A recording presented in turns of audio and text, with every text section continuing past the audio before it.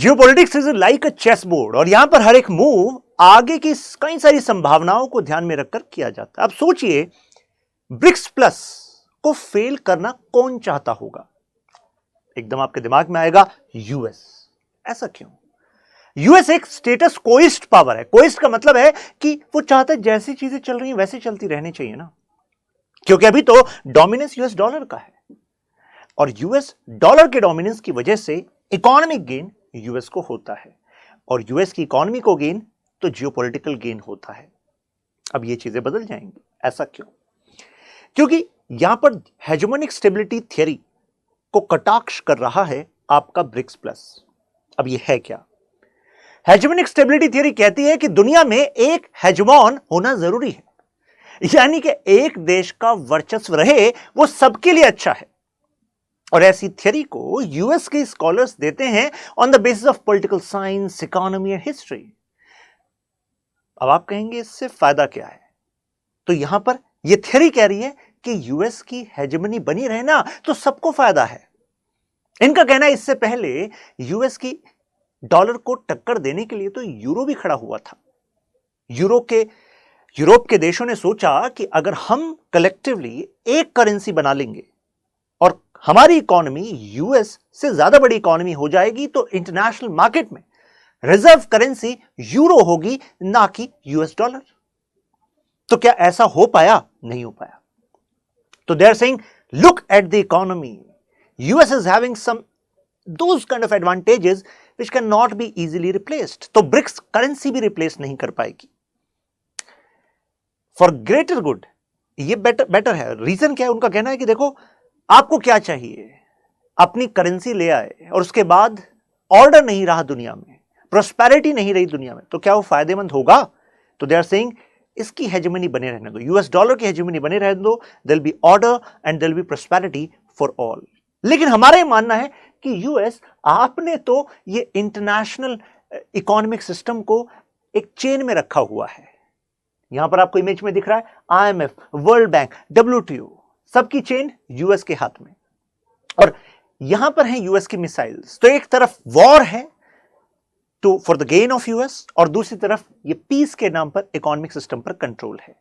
लेकिन जैसे जैसे डब्ल्यूटीओ, आईएमएफ, वर्ल्ड बैंक, इनके आइडियाज टुवर्ड्स ग्लोबलाइजेशन कह रहे थे कि अरे अपनी इकोनॉमी को ओपन करो और फिर सब जगह प्रोस्पेरिटी होगी। ओपन हो गया, अब प्रोस्पेरिटी हुई, इससे नई पावर्स राइज होने लगी। अब नई पावर ने कहा कि जब हम अब बड़ी पावर हैं तो अब हम इस सिस्टम को एक्सेप्ट क्यों करें जो अनड्यूली टिल्टेड है in favour of US and western European nations. बात सही थी। तो कहा we need reforms and we need reforms in international system. मांग करते रहे, रिजेक्ट होता रहा, मांग करते रहे, रिजेक्ट होता रहा। तो हमने सोचा कि अब अपने ही सिस्टम बना लेते हैं। हमने counter to Bretton wood system, मतलब कि आईएमएफ, वर्ल्ड बैंक, इसके काउंटर में अपने सिस्टम बनाने स्टार्ट कर दिए। One of them is BRICS का न्यू डेवलपमेंट बैंक। अब उसमें नई शुरुआत हो रही है।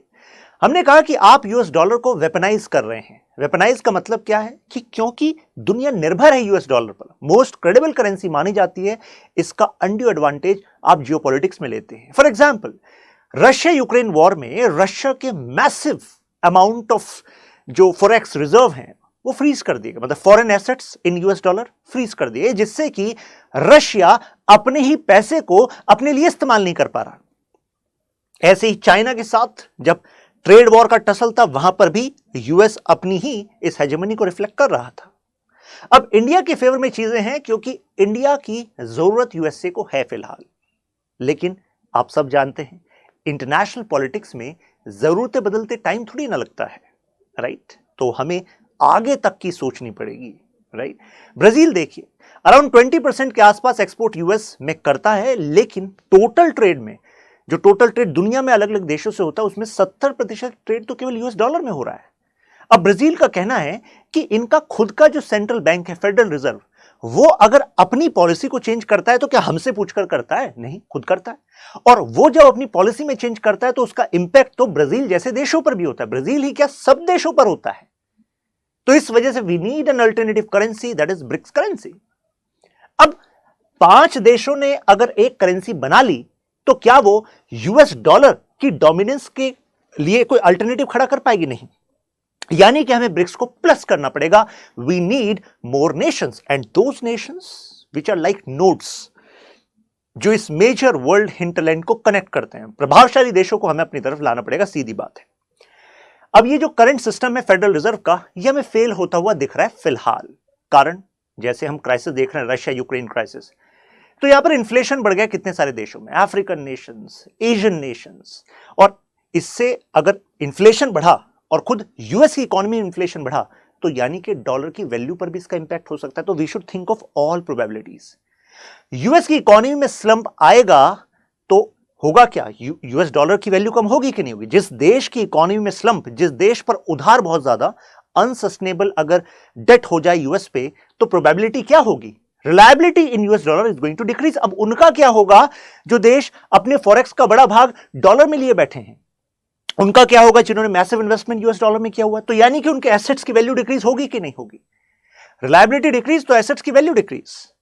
फिर उसके बाद जो फेडरल रिजर्व है बीच में टेपरिंग कर देता है। टेपरिंग का मतलब होता है मार्केट से डॉलर को अपनी तरफ खींचता है।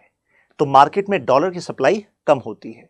मार्केट में डॉलर की सप्लाई कम, तो मुझे बताओ डॉलर का रेट बढ़ेगा कि नहीं बढ़ेगा। अरे सप्लाई कम और डिमांड वो की वही, या डिमांड बढ़ रही है तो भाव बढ़ेगा।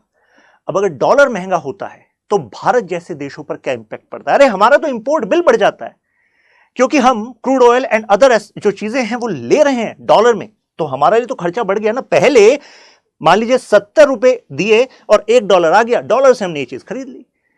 लेकिन अब डॉलर महंगा हो गया, से 84 रुपीज का $1, क्योंकि सप्लाई में क्रंच आया due to the tapering policy of Federal Reserve. तो मुझे बताइए, अब ज्यादा रुपया आपको चाहिए डॉलर में कन्वर्ट करने के लिए, और फिर डॉलर को लेकर फिर इंपोर्ट करना, तो हमारे लिए तो इंपोर्ट बिल बढ़ा कि नहीं बढ़ा, बढ़ा। तो वी नीड सम अल्टरनेटिव।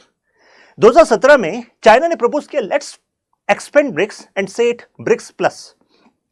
इससे पहले भी हम रीजनल आउटरीच ब्रिक्स में करते थे, यानी कि अन्य देशों के साथ बातचीत करते थे, चलो इकोनॉमिक एंगेजमेंट करते हैं, व्यापार को बढ़ाते हैं।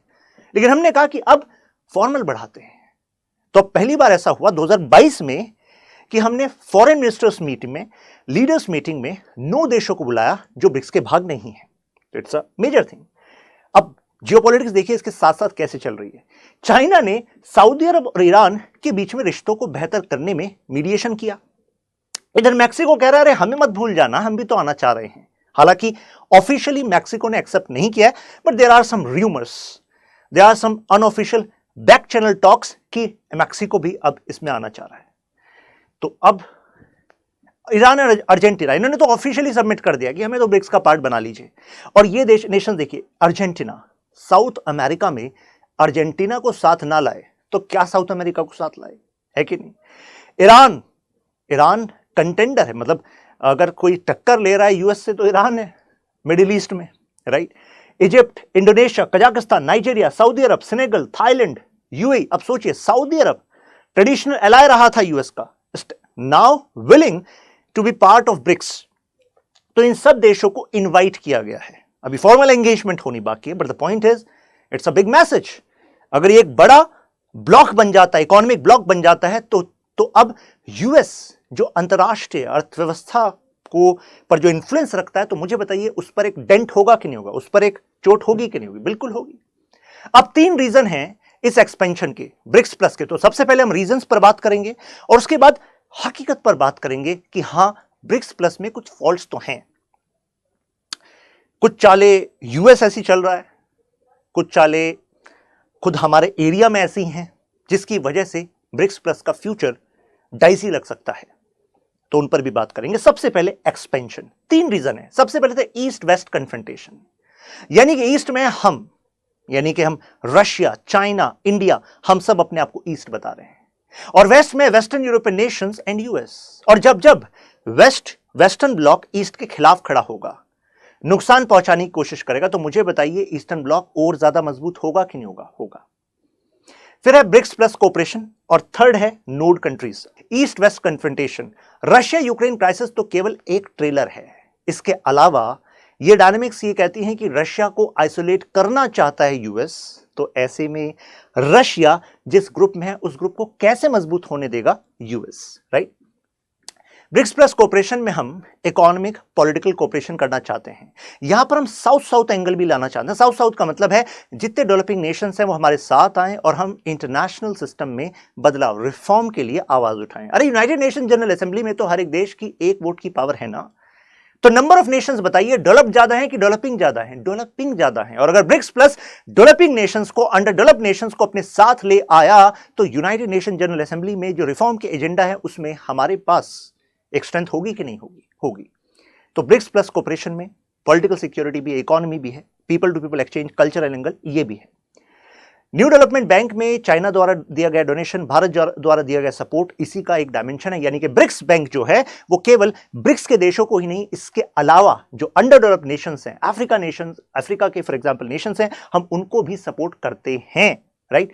नोट कंट्रीज जैसे कि अर्जेंटीना, इंडोनेशिया। अगर आपको साउथ ईस्ट एशिया को अपने साथ लाना है तो इंडोनेशिया को भूल सकते हैं क्या? अरे लोकेशन देखिए, एरिया देखिए, मलक्का स्ट्रेट, राइट। डिपेंडेंस देखिए नेशंस की, with the cooperation with Indonesia, तो भूल सकते हैं क्या? नहीं। तो इंडोनेशिया को साथ लाना होगा। अर्जेंटीना, मैंने बताया आपका साउथ अमेरिका में अर्जेंटीना को भूल गए तो कैसे चलेगा? लोकेशन, एरिया, इकोनॉमी, तो अर्जेंटीना को साथ लाना होगा। क्योंकि जब आप एक बड़े पिलर को अपने साथ ले आते हैं तो छोटे छोटे जो उनके साथ अच्छा रिश्ता रखते हैं वो तो खुद साथ आ जाएंगे ना। भाई दोस्ती अगर आपने मेन लीडर से कर ली तो आसपास वाले तो साथ आ जाएंगे आपके, right. That is why this is necessary. अब यहां पर अब आते हैं नेगेटिव पॉइंट पे। एक तो यह है कि ब्रिक्स प्लस क्या चाइना का एजेंडा तो नहीं है? एजेंडा का मतलब mister Xi Jinping is quite bullish on expanding BRICS. China को क्या बेनिफिट है?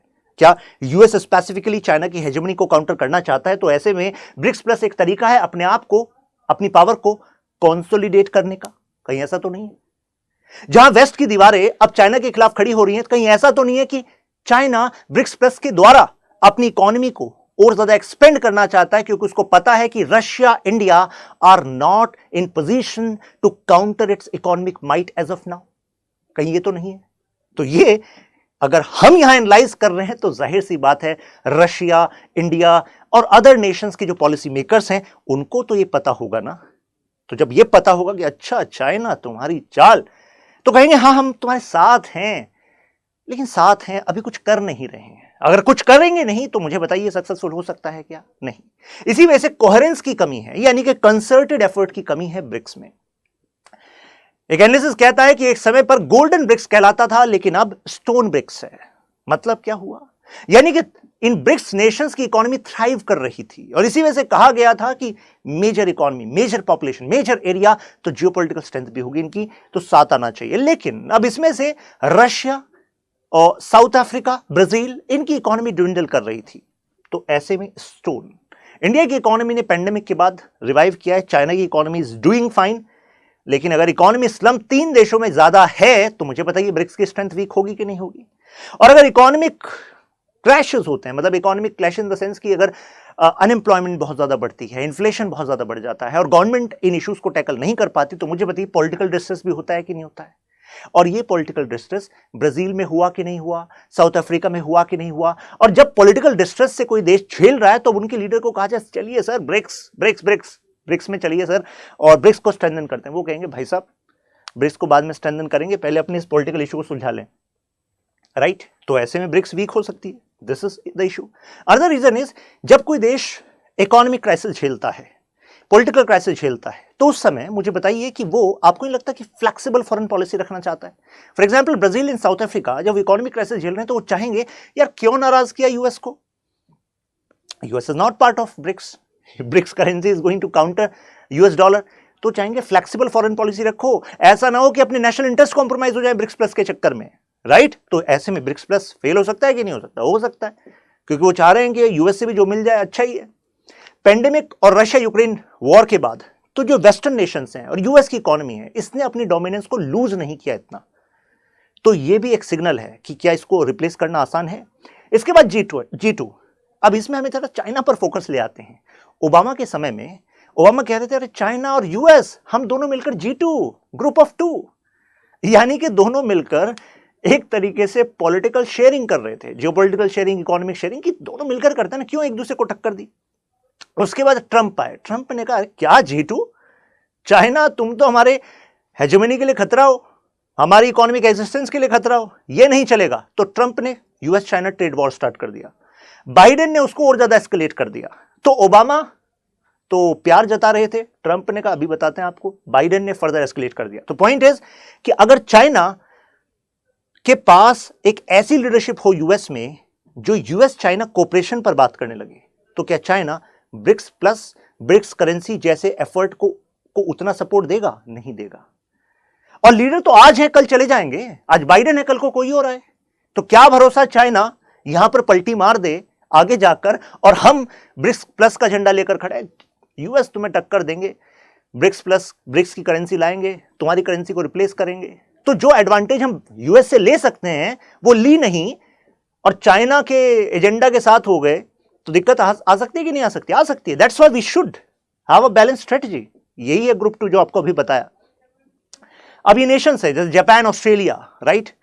अब हम सबको पता है कि US NATO efforts, Quad, AUKUS, इन सब के से क्या कर रहा है, मतलब इट इज काउंटरिंग चाइना। तो चाइना इज लाइक यार, एक तरफ तो तुम ब्रिक्स प्लस, एक तरफ तुम ईस्ट वेस्ट कन्फ्रंटेशन की बात कर रहे हो इंडिया, दूसरा तुम क्वाड में खड़े हो। तो इंडिया इज लाइक कि देखो क्वाड में हम खड़े होंगे, क्यों? इंडो पैसिफिक में स्टेबिलिटी हमारी प्रायोरिटी है। तो ऐसे में जो आप करते रहेंगे, क्या हम उसको ऐसे झेलते रहेंगे? नहीं, we need to be part of Quad. तो अगर क्वाड के पार्ट हो तो ब्रिक्स प्लस वीक होगा कि नहीं होगा? हो सकता है उसमें एफर्ट कम हो सकते हैं। अब ये तो एक वाव मूव है। वाव मूव क्यों? एक समय पर यूएस वेस्ट यानी कि वेस्टर्न यूरोपियन और चाइना, इनका एक समूह था, लेकिन अब ये ट्रांसफॉर्म हो चुका है। अब मॉडल आ रहा है यूएस वेस्ट और इंडिया।